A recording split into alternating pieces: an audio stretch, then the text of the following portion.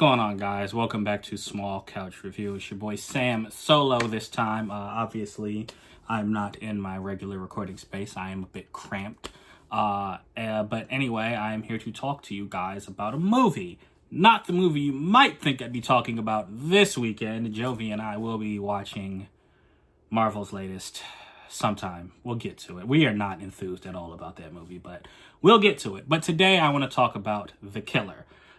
This movie actually came out on Netflix this weekend, but it also had a limited run in theaters, which is where I got to see it. It is directed by David Fincher, who I actually might be a fan of, like, unknowingly. Like, looking him up, he's done a lot of stuff I liked. A bunch of episodes of Love, Death, Robots on Netflix, which I liked. Seven, Girl with the Dragon Tattoo, great movie. Fight Club, and Zodiac. Like, yeah, I mean, he's a really good filmmaker, and now he brought us this. In The Killer, Micahel Fassbender plays the titular killer, who is a assassin for hire. After a job goes wrong, someone he knows ends up hurt, and he has to go on a quest to get revenge. It's a revenge film, kind of like John Wick or like kind of like the Equalizer. It's like a one man going after people, right? But this one does it differently. I'll get to that in a second. I'm going to start with what I like. So, first off, Micahel Fassbender. Like, the dude he steals the show. Literally, like, seriously, if he's not in every frame, then he's definitely in every scene of this movie. There's a lot of screen time with him. And we spend a lot of time, like, literally in his head, because there's not a lot of dialogue in this movie. It's mostly him telling us what he's thinking. Which can be annoying. It could have been annoying, I say, but this movie executes it very well. We spend a lot of time with him just basically sitting around waiting to do what he needs to do to whoever his target is. And the movie I like the way it progresses. It has, like, it's divided into chapters. Each chapter is the title of whoever is his person of interest in that time. You know, whether he's going to kill them or not. Like, you know, one chapter is like the target, another chapter is like the handler. Another chapter is like, you know, the other expert, and another chapter is like the client or whatever. So it's really cool seeing what he's going to do, or how he's handling each situation. And I say that to say he spends a lot of time doing nothing. One of the first lines in this movie is, "It's surprising how exhausting it is to do nothing," which, I mean, I get. But yeah, the movie does an excellent job of, or I should say, he does an excellent job of sitting around and waiting, but still being interesting. I can't really explain it. Just because he's sitting around, like I'm sitting right here, like he's sitting around just doing nothing. He's not even saying anything, but he's watching. You always see the gears in his head turning, and then you know the movie will show us what he's looking at, and based on his, you know, inner dialogue, you can kind of get what he's thinking. Like, you know, he's like, yo, it's been 6 days. I'm still here. I'm just thinking. And then, you know, maybe he'll see the curtain flutter. So, like, you know, his eyes will light up a little bit.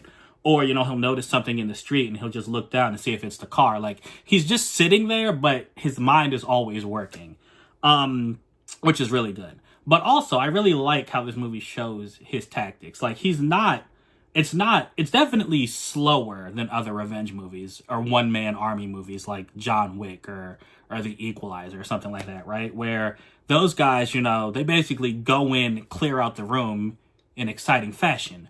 This guy, he literally will wait 8 days in a room across the street from you for the 1 minute window in which you might open your curtain to let some sunlight in just so he can shoot you right there.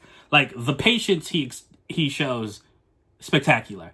And I feel like that's, you know, I guess more professional is the words I'm thinking of, and it was really cool. Something else this movie does, it really shows you, like, it's kind of scary. Anybody can be an assassin or a killer. Like, our guy Micahel Fassbender, the tools of his trade he gets, like, from Home Depot. He literally, like, not to spoil anything, but he needs a fob key, right? I didn't know this. He went on Amazon.com and ordered a device that can copy a fob. Yeah, he just gets stuff and off of, like, Amazon or Home Depot or CVS, And it's like, he'll buy like a nail gun, a trash can, and some tape. And when you see him use it, you're like, oh, okay. Yeah, that does make sense. And it's impressive and terrifying like all at once.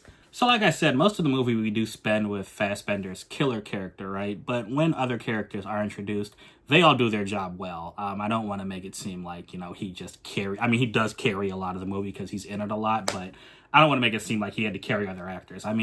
For example, Tilda Swinton is one of the supporting characters in this, and there is an amazing scene between him and her in a restaurant where they're just talking to each other in a back and forth, as they're both experts in their craft.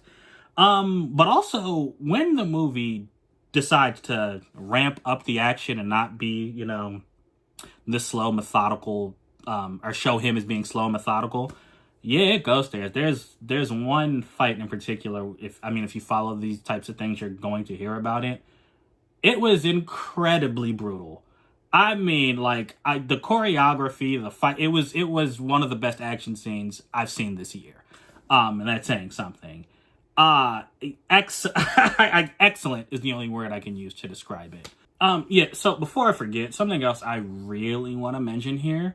Micahel Fassbender's killer character. He's not your typical anti-hero. He's not like John Wick or like The Equalizer or anybody from any revenge film that you might have seen where you're like, I understand your revenge, and when you're killing these people, it's so cool, and I love the way you're doing it, and the music that's playing behind you is awesome. Yeah, there's none of that here. None of that.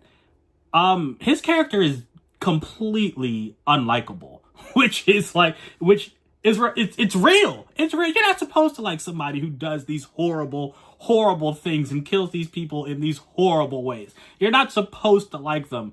And this movie more than ever really shows that. Like Micahel Fassbender's character, his personality is not one you'd like. So while you understand his revenge, while he's doing these things, you're like, wow, this is really bad.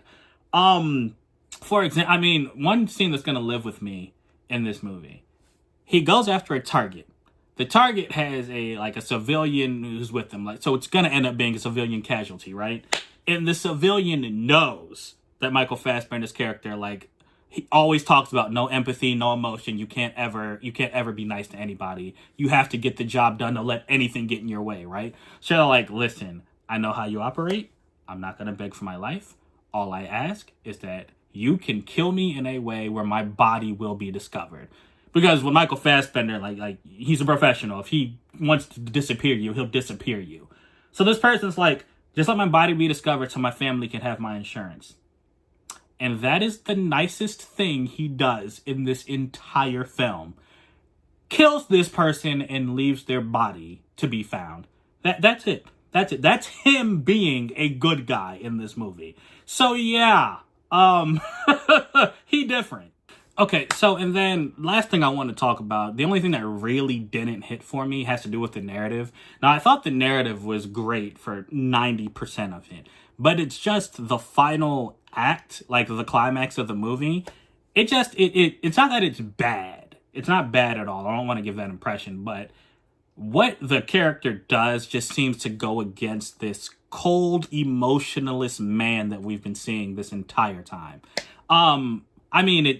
It's pretty logical, I guess, which would, go in line with his character. But after everything we saw him do, he makes a decision that just doesn't seem to fit with his character. But that's really it. That's the only negative I have to say about this thing.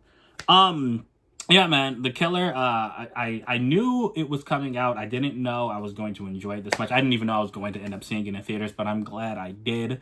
Like I said, the theater experience was actually good. So if you can, I would actually even say go watch this in theaters, even though I know it's streaming on Netflix. You can watch it at your house. And that's big for me because I'm a big fan of staying home and streaming. So, yeah, those are my thoughts on The Killer. I'm going to give this one a 4 out of 5 small couch review score. So The Killer, when you watch it, please come back here. Let me know what you think. Let's talk about it. And until next time, I'm out.